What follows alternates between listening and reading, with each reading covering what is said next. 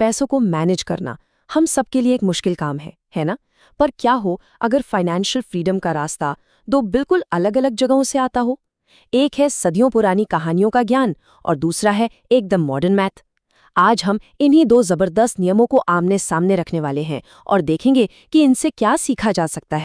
7.5 लाख ये सिर्फ एक नंबर नहीं है, बिल्कुल नहीं। ये 2023 में अमेरिका में दिवालिया हुए परिवारों की संख्या है। सोचिए, 7.5 लाख परिवार। ये दिखाता है कि पैसे को सही से मैनेज करना कितना कितना जरूरी है, क्योंकि बात सिर्फ पैसा गंवाने की नहीं होती, बात होती है अपनी स्टेबिलिटी, अपने मन की शांति खोने की। तो सवाल ये उठता है कि फाइनेंस की इस उलझी हुई दुनिया में जहां हजारों सलाहें हैं, क्या कोई बस एक सिंपल सा नियम है जो सच में काम करता हो? कोई ऐसा तरीका जो हमें इस जंजाल से बाहर निकाल सके? चलिए आज की इस पड़ताल में इसी सवाल का जवाब ढूंढते हैं। तो अपने पहले जवाब के लिए चलिए टाइम में थोड़ा पीछे चलते हैं, करीब 1 सदी पीछे, प्राचीन बेबीलोन की दुनिया में। ये वो कहानियां हैं जिन्हें सुनाया तो एक मॉडर्न आदमी ने था, लेकिन उनकी जड़ें बहुत पुरानी है। सोचिए, एक ऐसी दुनिया जहां न क्रेडिट कार्ड थे, न स्टॉक मार्केट, लेकिन पैसे से जुड़ी परेशानियां वो उतनी ही असली थी जितनी आज हैं। तो ये कहानी हमें सुनाता कौन है? मिलिए जॉर्ज एस क्लासन से। और मजे की बात यह है कि क्लासन कोई फाइनेंस गुरु नहीं थे। नहीं, वो तो एक मैप बनाने वाले थे। मतलब वो सड़कों के नक्शे बनाते थे। और उन्होंने एक बहुत गहरी बात नोटिस की कि जैसे लोग सड़कों पर रास्ता भटक जाते हैं, ठीक वैसे ही वो अपनी फाइनेंशियल लाइफ में भी खो जाते हैं। तो उन्होंने क्या किया?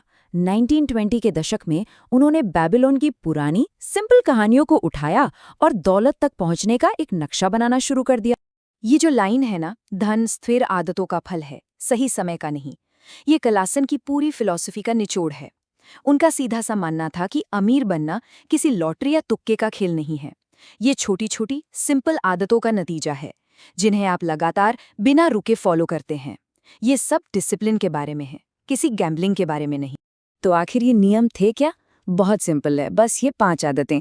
और इनमें से सबसे फेमस वो है सबसे पहले खुद को भुगतान करें। मतलब ये कि सैलरी आते ही कोई भी बिल भरने से पहले अपनी कमाई का कम से कम 10% हिस्सा निकालकर अलग रख दो। इसे आप अपने भविष्य के लिए एक किराया समझ सकते हैं। बाकी के नियम भी एकदम सीधे साधे हैं। जितनी कमाई है उससे कम खर्च करो, जो बचाया है उसे इन्वेस्ट करो, बेवकूफ़ी भरे रिस्क से बचो और अपनी स्किल्स को बेहतर बनाते रहो ताकि कमाई भी बढ़ती रहे।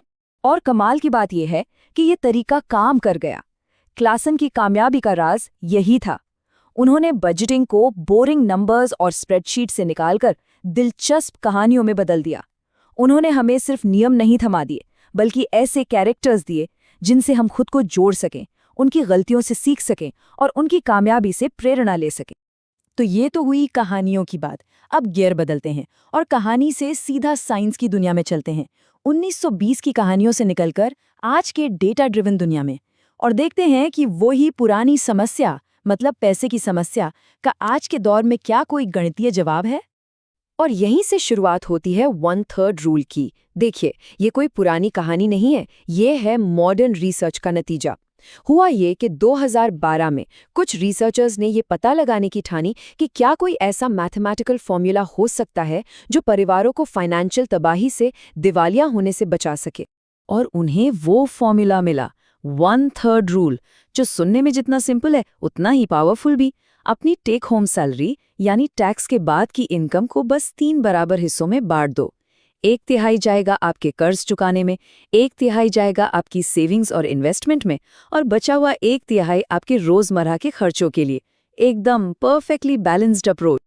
अच्छा, अब ये थोड़ा टेक्निकल लग सकता है, पर घबराइए नहीं, इसके पीछे का आइडिया बहुत सिंपल है। ये जो टर्म है यूटिलिटी मैक्सिमाइजेशन, इसका सीधा सा मतलब है कि अपने सीमित पैसों से सबसे ज्यादा सेटिस्फैक्शन या कह लीजिए वेलबींग कैसे हासिल की जाए। रिसर्चर्स ने इसी थ्योरी का इस्तेमाल ये साबित करने के लिए किया कि ये जो 1/3 वाला बंटवारा है ना, वो सबसे बेस्ट काम करता है।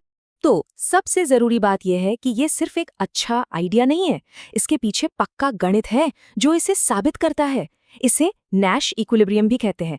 इसका मतलब यह है कि एक बार जब आप इस सिस्टम को फॉलो करना शुरू कर देते हैं तो इससे हटने का कोई लॉजिकल कारण ही नहीं बचता। क्यों? क्योंकि कोई भी बदलाव आपकी ओवरऑल फाइनेंशियल हालत को और खराब ही करेगा। ये सबसे स्टेबल स्ट्रैटेजी है। तो अब हमारे पास दो बहुत ही जबरदस्त आइडिया हैं। एक तरफ एक पुराने कहानीकार का सदियों पुराना ज्ञान और दूसरी तरफ एक मॉडर्न मैथमेटिशियन का फॉर्मूला। तो अब क्या करें? चलिए अब इन दोनों को आमने सामने रखते हैं और देखते हैं कि कौन किस पर भारी पड़ता है। यहाँ पर दोनों के बीच का फर्क बिल्कुल साफ हो जाता है। बेबीलोन वाला नियम वो कहानियों पर आधारित है और धीरे धीरे आराम से वेल्थ बनाने पर फोकस करता है, जिसमें सिर्फ 10% सेविंग्स की बात है। दूसरी तरफ है 1/3 रूल, जो पूरी तरह से डेटा पर बेस्ड है।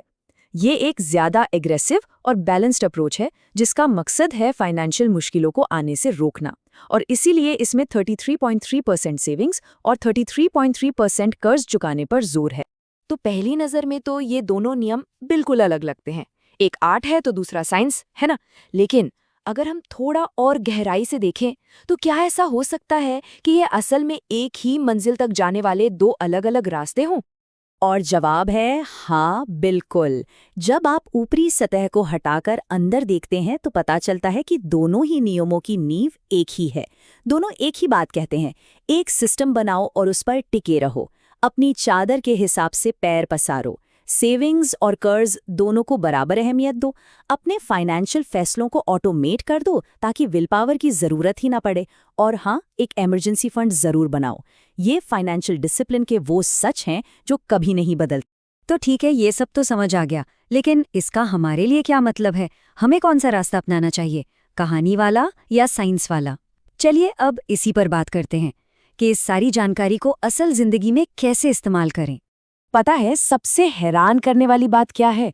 ये कि करीब 100 साल के फासले और ज्ञान के दो बिल्कुल अलग-अलग फील्ड से आने के बावजूद क्लासन यानी कहानीकार और 1/3 रूल बनाने वाले रिसर्चर्स यानी वैज्ञानिक दोनों एक बहुत ही जरूरी नतीजे पर पहुंचे। और वो नतीजा ये है कि असली बहस इस बारे में है ही नहीं कि 10% बेहतर है या 33.3%। ये कहानी वर्सेस साइंस का मैच नहीं है। सबसे अच्छा नियम वो नहीं है जो सबसे स्मार्ट है या जिसमें सबसे मुश्किल गणित लगा हो। नहीं, सबसे शक्तिशाली नियम वो है जिसे आप असल में फॉलो करेंगे। कंसिस्टेंसी इज की, अनुशासन ही सब कुछ है। इससे फर्क नहीं पड़ता कि आपको प्रेरणा बेबीलोन की कहानियों से मिलती है या 1/3 रूल के मैथ से। असली जादू उस आदत को लगातार निभाने में है, हर महीने, साल दर साल। तो आखिर में सवाल ये नहीं है कि बजट क्या है, सवाल ये है कि आपका सिस्टम क्या है। लक्ष्य सिर्फ एक बजट बनाना नहीं है, बल्कि एक ऐसा सिस्टम तैयार करना है जो आपके लिए काम करे, जो आपकी आदतों में बस जाए। तो आपका सिस्टम क्या होगा? आप कहानीकार का रास्ता चुनेंगे या गणितज्ञ का, या शायद दोनों का कोई मिला जुला रूप?